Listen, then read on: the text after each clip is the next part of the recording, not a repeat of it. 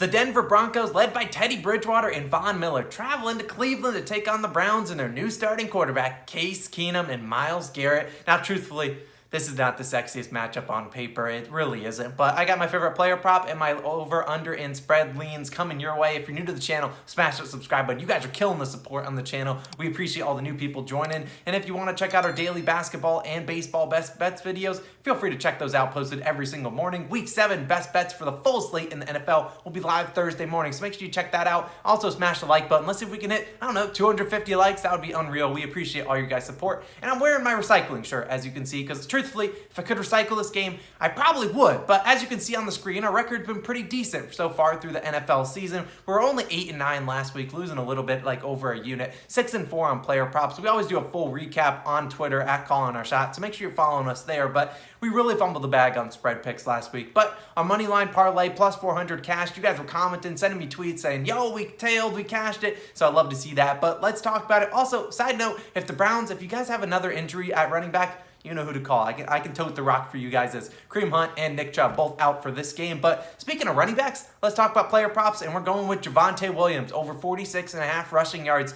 minus 114 on Barstool. Now, Javonte Williams, he will be the star back to this Denver Broncos offense one of these days, but currently he's splitting carries with Melvin Gordon. Now, but the promising side is he's seen his carries go from 7 to 8 to 11 over the last 3 weeks, and more importantly, he's cashed this over in 3 straight weeks and 4 of 6 overall. One of the misses coming in week 1, he ended with 45 yards, so just missing by 2 yards for this over. Now, like I said, he's splitting carries with Melvin Gordon, who, he's not going to impress anyone really off the screen. You look at he's averaging 4.7 yards per carry, whereas Javonte's only averaging 4.6. But that Melvin Gordon number is pretty inflated from a 70-yard rush in week 1, garbage time. You remove that number from the equation, he's averaging under 3.8 yards per carry. And like I said, Javonte Williams, the much more talented back, the younger guy, the young stud. And I think that plays to our advantage this week on a short week. The Broncos team currently 3-3. This is a big game for them. They still have playoff aspirations. And in order to make the playoffs, you got to be healthy, and I think that starts with Melvin Gordon. They want to keep him healthy. They don't want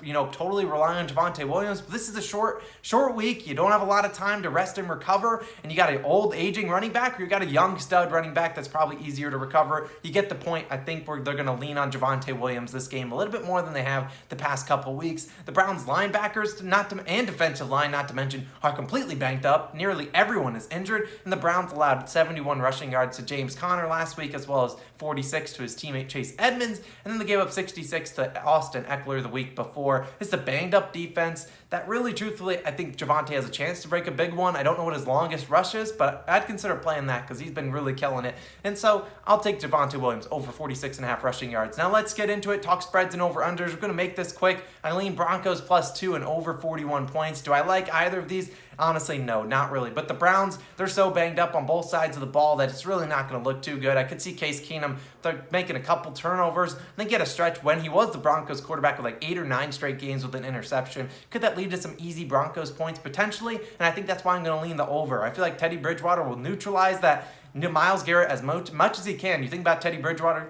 throws it short a lot more, and then the typical quarterback. So I think that could play into the Broncos' advantage. So that's why I'll take Broncos +2 and the over 41 points. I know a lot of people are going to want the under, but bad matchups like this can yield a lot of points. Like I said, the Jets took on the Broncos last year on Thursday Night Football. The game was like 35-31. Had no business being that high scoring, but that's just what it is in the NFL. These Thursday Night Footballs, not a lot of time for the defense to recover. So I'll take the over as my lean. I'm not going to make any of those official plays because, truthfully, I don't really want them to be official plays, but that's what we're going to ride with this week. That'll do it. Check out Thursday's NBA Best Bets video linked on the screen. Week 7 full Best Bets video coming up too if they are live. We appreciate it. Let's start off 1-0 this week. Good luck tonight, and I'll catch you guys in the next one. Peace!